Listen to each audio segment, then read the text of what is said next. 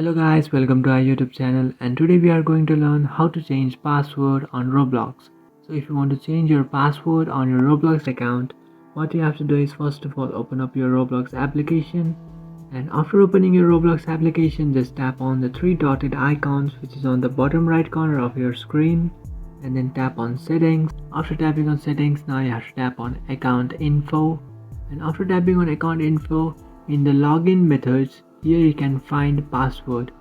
You just have to tap on the pencil icon which is beside the password in the right side of your screen. And now what you have to do is, in first blank you have to enter your current password, in second blank you have to enter your new password, and in third blank you have to confirm that new password by re-entering that password.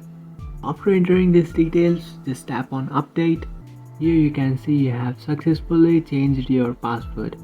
So this is how to change your password on Roblox. If you find this video helpful, don't forget to like and subscribe to our channel. If you have any doubts, feel free to comment below. Thanks for watching.